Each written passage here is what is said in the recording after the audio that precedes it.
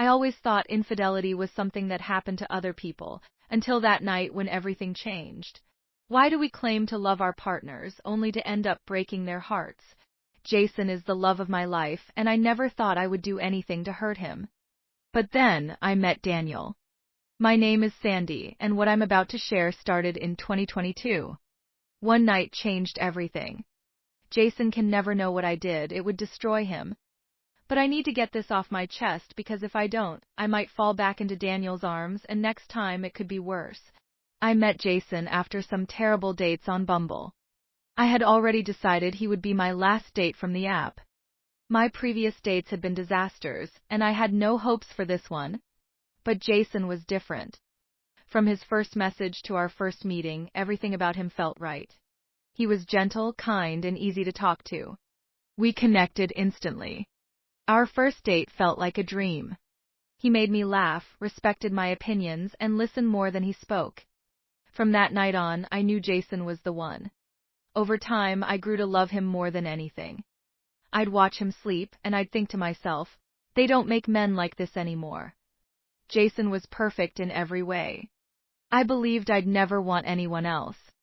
But life has a strange way of testing us. I never believed in the idea of a big wedding, but I wanted to spend my life with Jason. So when he proposed to me in Barcelona, I couldn't say no. We had a simple court wedding, no grand celebration, just us, close friends, and family. It was exactly how I'd always imagined. We started our marriage full of love and hope. But something happened along the way, something I never saw coming. And now I'm living with the weight of what I did. Jason and I built a beautiful life together after we got married. He was the manager at one of the biggest banks in the state, and I was working as a real estate agent. We complemented each other perfectly. Our relationship was strong. We made decisions together, supported each other, and shared everything. It was the kind of bond one thought could never be broken. But everything started to fall apart when Jason lost his job. He was caught in the middle of a fraudulent activity at the bank. Even though he had no involvement as the manager, the bank needed someone to take the fall. They froze his accounts, took our home, our savings, everything. The life we had built crumbled overnight. I was on commission, so if I didn't sell a house, I didn't get paid. And for months, I couldn't make a single sale. It was like the universe had turned against us. With no other options, we had to move in with Jason's parents. It was humiliating, but there was no choice. We had lost everything. That's when I met Daniel. Daniel was Jason's nephew, the son of his oldest sister. He was 18 tall, with a wrestler's build and the kind of face that could turn heads. Jason's family was kind and welcoming, and Daniel would often come over to help his grandparents. He seemed innocent at first, just a young man helping out. But soon, things started to change. At first, I didn't think much of it. Daniel would come over, and we'd talk for hours when Jason was out. Jason was working long hours at a new job he had taken as a car salesman. It wasn't much, but it was a start. Meanwhile, Daniel and I became closer, more comfortable around each other. We started flirting, but it all felt harmless. I didn't think I could ever cross that line with him. He was just a boy. Or so I thought. But the truth was, the more time I spent with Daniel, the more I craved his attention. Jason was always busy, focused on rebuilding our life, while I was left feeling lonely and ignored. I began looking forward to Daniel's visits, and my mother-in-law even joked about it, calling him my second husband. She didn't realize how close to the truth she was. What started as innocent conversations turned into something much more dangerous. We began texting, flirting on Instagram, and spending more time together when Jason wasn't around. The more I saw of Daniel, the less connected I felt to my husband. I hated to admit it, but I was emotionally checked out of my marriage, and I didn't know how to pull myself back in. Jason, always working late, seemed oblivious to it all. I can't say Jason was to blame for what happened, but he wasn't entirely innocent either. He left me starved of intimacy and connection, buried in his work, trying to rebuild what we had lost. He would come home late, exhausted, barely able to muster a kiss before passing out. On weekends, he'd be busy meeting clients or attending conferences, and I was left alone. I knew he wasn't cheating on me with another woman, but it felt like he was cheating me out of everything a marriage was supposed to be. And then there was Daniel. Young, attentive, and always there when I needed someone. He saw me, listened to me, and gave me the emotional connection I craved. I knew I wasn't in love with him, but I couldn't help the attraction that grew between us. The day it all went too far started like any other.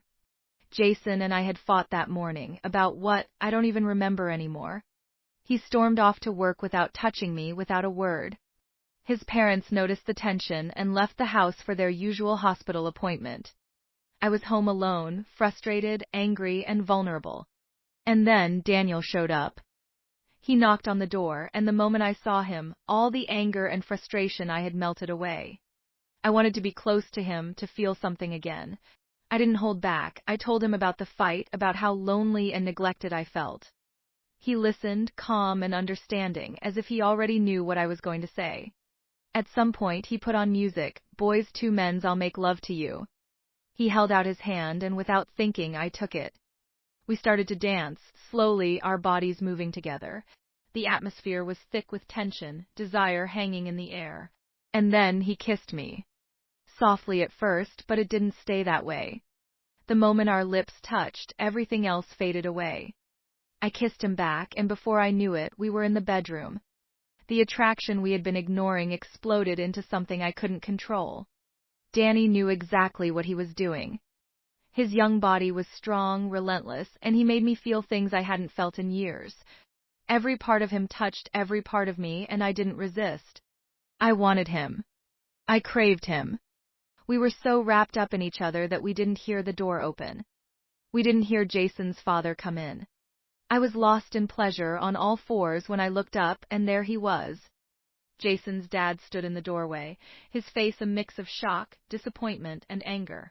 Everything stopped. Danny backed away, panicked, while I just sat there, humiliated and terrified. Jason's father didn't say a word. He didn't have to. His face said everything. He stormed out, leaving us in silence. That was the last day I saw Daniel.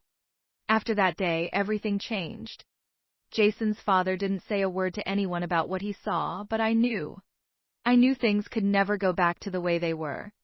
The disappointment on his face haunted me, and I couldn't shake the feeling that it was only a matter of time before everything came crashing down. Danny left without a word, and I haven't seen him since. He didn't come by the house anymore, didn't call, didn't text. It was like he had vanished. Part of me was relieved, maybe we could move past what happened. But another part of me missed him, missed the excitement, the feeling of being wanted. I was conflicted, torn between guilt and desire. Jason didn't notice anything at first. He was busy, as usual, focused on his work. But his father's behavior toward me changed. He didn't speak to me anymore, and every time we were in the same room, there was a tension that I couldn't ignore. I could feel his judgment, his silent condemnation. He didn't tell Jason, but his silence was its own punishment. A week after that day, Jason came home with good news. He had gotten a promotion at work. He was now the manager of the sales team, a step closer to regaining the life we had lost. He was excited, full of energy, and for the first time in a long time, I saw the man I had fallen in love with. We celebrated that night, went out for dinner, and laughed like we used to. When we got home, Jason initiated intimacy for the first time in weeks. It felt like a second chance, like we were reconnecting after all the distance that had grown between us.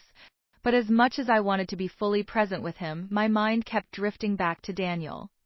I hated myself for it, but I couldn't stop thinking about that afternoon, about how alive I had felt in Danny's arms. Jason didn't notice. He was just happy to have me back.